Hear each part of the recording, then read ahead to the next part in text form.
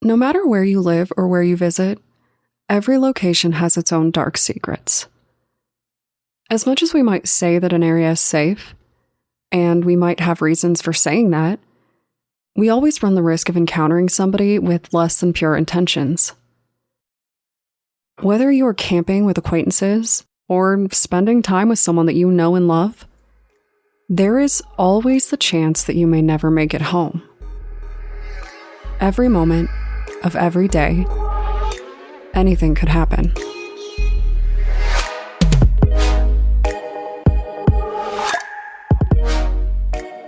My name is Brienne, and I'm the host and creator of Among the Dirt and Trees, a show where we explore true crime cases that occur out in nature.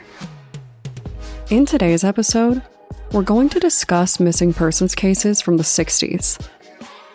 Sometimes, a day starts out completely normal and ends without you.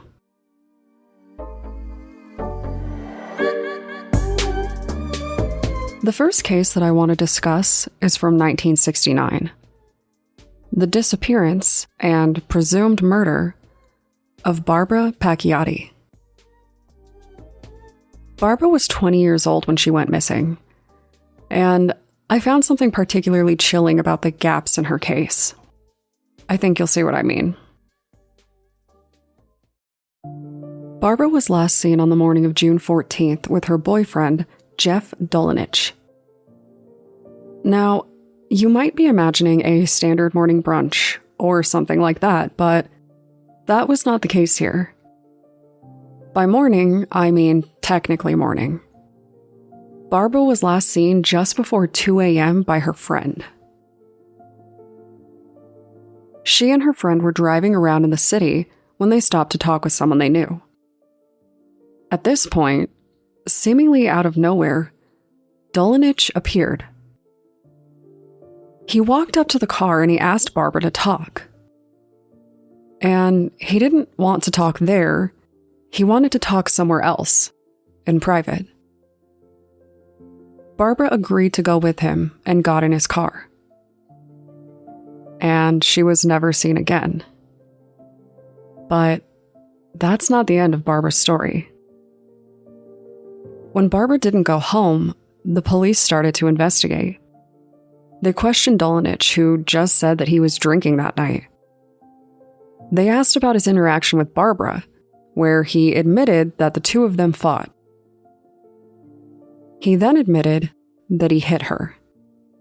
And worse, that he believed that she was dead. Police couldn't really get any more information out of him after that. All he knew was that he woke up the next morning with his pants and his shoes covered in grass and mud. Barbara was never found.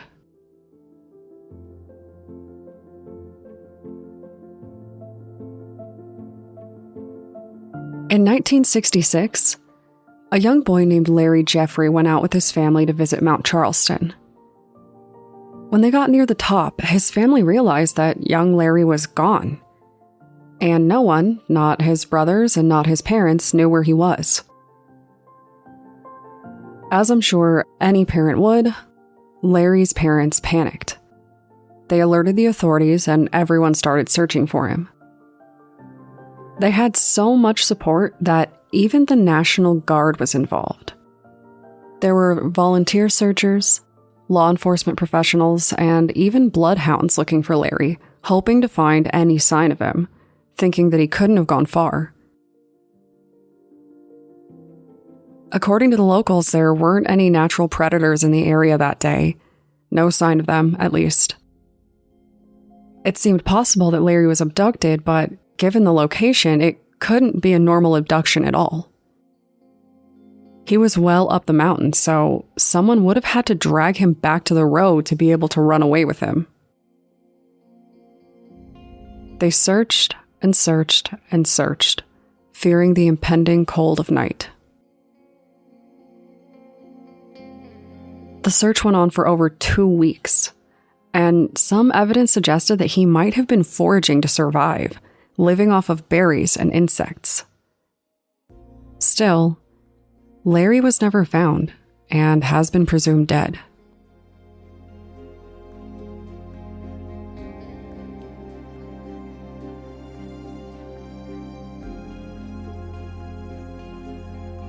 Bruce Creeman was a young boy who went missing in 1960.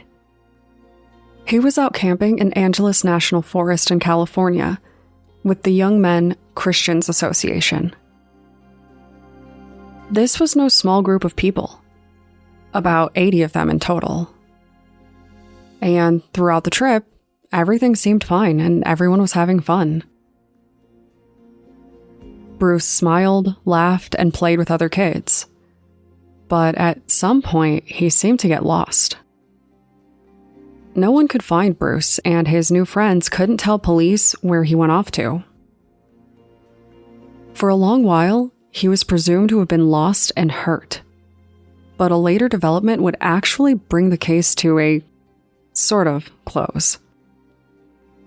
Police believed that he might not have disappeared at all, that he was abducted and turned into a victim of notorious serial killer Mac Ray Edwards, a man who targeted several other children in that area. Edwards admitted to a lot of murders and crimes, but the lack of evidence kind of made his claims unreliable.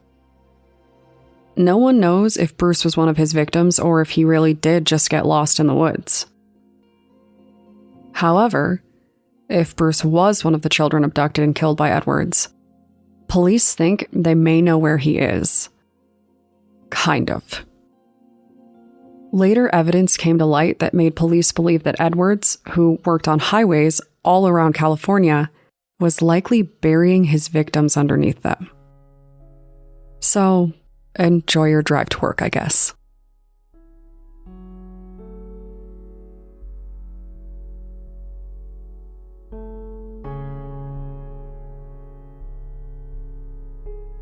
Tom Opperman was a man that went missing during the summer of 1967.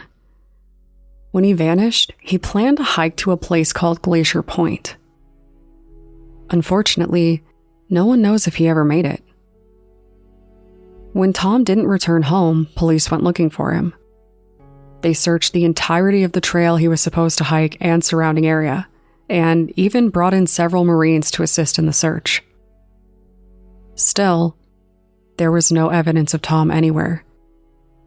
They didn't even find any of his gear. No one knows why he would have left his path unless he got lost and disoriented. His disappearance remains a mystery to this day.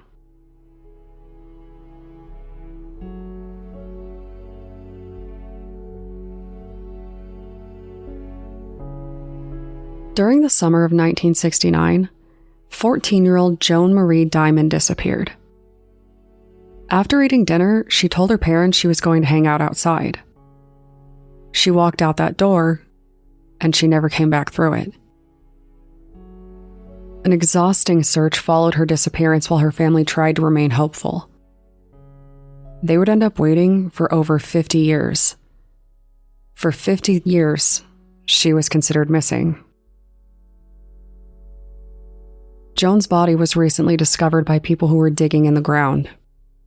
Police suspect foul play, and it seems likely that she died around when she disappeared. Unfortunately, no one knows what happened, but Joan can finally return to her family.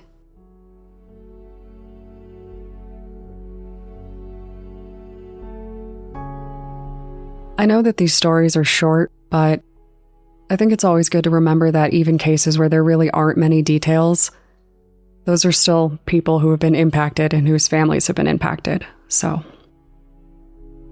if you would like to discuss everyday crimes impacting everyday people, the never-ending list of ways to disappear, or reasons to stay inside, feel free to contact me on Twitter or Instagram using the tag @DatPod.